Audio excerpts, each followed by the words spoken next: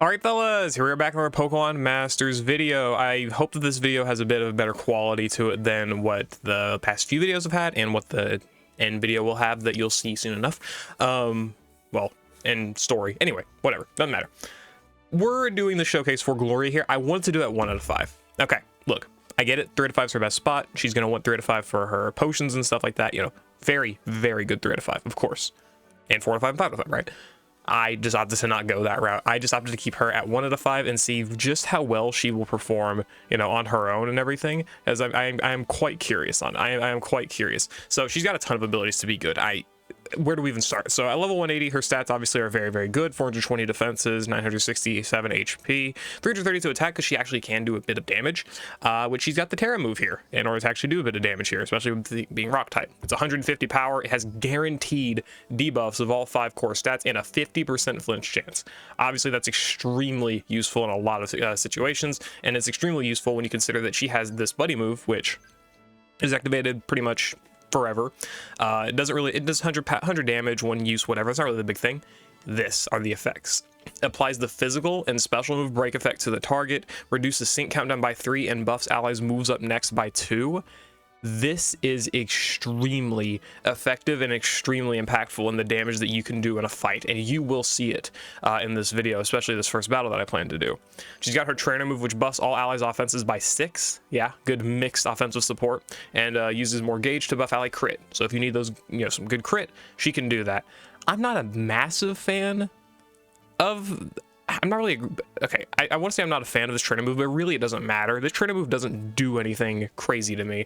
But we do get some good usage of that, I will say. But if you're running her with good characters, this isn't that crazy. But it can be good for topping up stats, and it can be good for those characters that just are not good at buffing themselves. So it is nice. All the fun. This is basically Champion Blues' buddy move. What is it? Thundering Wings Roost. In a trainer move. It restores her HP by 20%, restores all ally HP by 20%, it removes all status conditions and flinch, confusion, and trap from all allies. Extremely helpful ability here, and I don't even get to use it in this first battle because it doesn't even need to be used. And then we got all of her passives. This amazing passive skill here provides 20% damage support to the sync moves and moves of allies. It provides 25% damage reduction from those same things. And she's got up to 50% with more Galar characters and 31% damage reduction. And she applies endurance to all allies on entry, which is a good tile for sure. I don't personally think I'll ever see it too much, but it is going to be extremely helpful in some cases. Shining Energetic Smile, granting the effects whenever her move is successful. It restores ally HP, it's Team Fist Bump, and also raises allies' defenses by 2, and applies free moves next to her whenever she uses her attacking moves. So any move she uses, she gets guaranteed free moves next. That's very good for her gauge and gauge managing abilities, as well as also, of course, restoring ally HP and buffing ally defenses. She can do it infinitely. You know, so any of those stages that debuff, she does not care. She turns the play into Rock Zone on her first move and sync move and extends it by 50%. So those rock teams are going to be seeing very good buffs with this character. And of course, those stages that need a field effect, that is going to be extremely helpful for that as well. And then the Galar's Ace's finishing move, applying the defensive circle on a sync move and raising the sync buff by 1 the first time her sync move is used each battle, which means her sync move, being a support, is going to give 3 sync buffs the first time it's used, as well as -3 sync countdown from being the Sprint EX roll there. Which is going to be, you know, that -3 sync countdown is going to be working very well in conjunction with this ability, which we will see some great use of as well. I gave her Crit Strike 2 for this first battle because we're going to go face Darach. I'm going to go ahead and plan this fight out a little bit, and then we'll get back to actually doing the recording. All right, let's go ahead and get this started, see what we can do here against Darach. This is pretty fun, honestly. Showing how a 1 out of 5 Paulo and a 2 out of 5 Classic Blue, you know, 2 out of 5 Classic Blue, ancient-ass sync pair, right? Not going to be very effective for the most part. How are they going to be really able to perform? Like, how capable are they actually going to be? Anyway, let's go ahead and do this. Get the Terra move in there, and see what we're able to do. Okay. There's an Accelerock. Let's go ahead and just go for a Hyper Beam. Why not? See if we can get this flinch in. This flinch would be nice to get in. There we go. We did get it. I think we actually did get it. Very, very helpful. I say very, very helpful. It's not that helpful. Just helpful enough.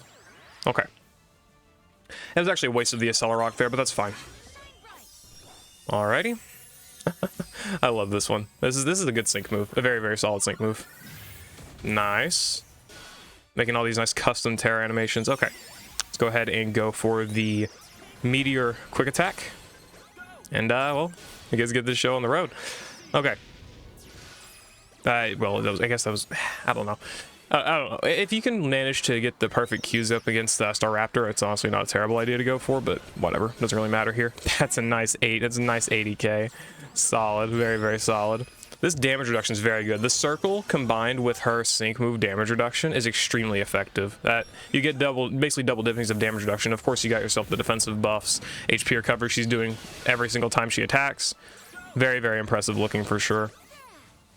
Okay, let's just go for some sync countdown here. Any flinch? They get a flinch. Nice, nice, very, very nice. 49k, that's pretty solid. Well, sorry, not 49k. Back down to 49% there. Okay, all right, down to 40% HP. Yeah, it's not really gonna matter what we go for here. Rock Zone's about to go down. We'll go for the max rock fall there. Get that up. This thing was gonna hit for a little bit lower damage, but that's okay. It'd be better if we could get some better flinches and quad Qs and stuff like that in. There have been better variations of this run where it looks a lot more fluid, but really the team is just... Gloria's ability to help the team do so much damage is just so all-encompassing. I guess that's the best way to put it, and I'm not really too sure. And those debuffs are so good. Mixed defensive debuffs, mixed offensive debuffs, helping out with damage, helping out with tanking. Super helpful stuff. Sadly, Rock Zone does go down. Would have been better to see Blue's nuke with Rock Zone up. By the way, 4 sync buffs. This is just our 3rd sync move. Yeah, that's pretty effective stuff, obviously. All right. 20k about on each enemy. That's okay. Not a big deal. Sand might end up running out here just because we don't have a lot of stuff to deal with here. Oh, I guess I technically did not account for the fact that that would happen. Okay, 20k hyper beam. I forgot. Yeah, I forgot. You know, take sand damage, goes down. Okay, so a little battle recap. Those mixed offensive debuffs and mixed defensive debuffs. The Galar circle being mixed, her passive obviously being mixed, her ability to do physical and special move break here. What else did she do? Physical and special moves up next by 2, right? That was very good for a character like Classic Blue. It'd be far more effective to showcase him at Super Awakening, but of course I'm not making that level of investment to this character because I don't really care that much. But like Hyper Beam, sorry, that's not Hyper Beam plus Double Edge. He's got a good physical and special option, meaning he can hit for both. Those, you know, those big stacks of physical and special moves up next he can do there can really empower both of them. And Paulo is there as well for a lot of sync countdown, which again Gloria does a crap load of by herself. I didn't get a good showing of the stacks with her Sprint EX as well as the Meteor Quick Attack because of how the Qs ended up working in our, well, I say in our favor, out of our favor is a better way to put it, but it's fine. It's not really too big of a deal. We still got to see some very impressive damage in a little short frame from Classic Blue and Paulo. Obviously, you know, bring the best characters you have. Champion Silver, Signature Diantha, Ultra Celine, right? Like, those great characters are going to look a lot better under this performance than what these guys did. So, but that was the first battle, though, against Darach. On type, ultimate battle. I mean, 1 to 2 out of 5 units. No crazy levels of investment. You know, old Pokefair character just decimating, you know. I mean, her amazing supportive abilities to keep the team alive, which, again, we didn't even have to use any of this. Did not have to use any of this at all in order to keep our team nice and healthy. Yeah, very, very effective stuff for sure. All right, so here's the second battle. We're gonna go ahead and face Palmer here. I've got the route planned out, but I need to land 2 quad Qs, so probably gonna be a little bit of resetting, but oh well, that's how it goes. So yeah, these are my main rock damage dealers, Diantha and Silver. Both very solid options still, and well, their damage enhancements under Gloria here are looking extremely good and extremely effective. So yeah, let's go ahead and see if we can try and land these quad Qs here. I've got to land a quad Q with this Meteor Quick Attack, and that will show a lot of the amazing sync countdown capabilities that Gloria has, especially given Silver's amazing track record with his sand duration, you know, right? That's one of the most fun parts about this unit, is trying to play around his sand duration, which thankfully all this sync countdown does allow us to do. So yeah, anyway, probably not gonna be able to land this quad Q, but we will try. All right. No, we actually did land it. Very good. Okay, so I clutched up.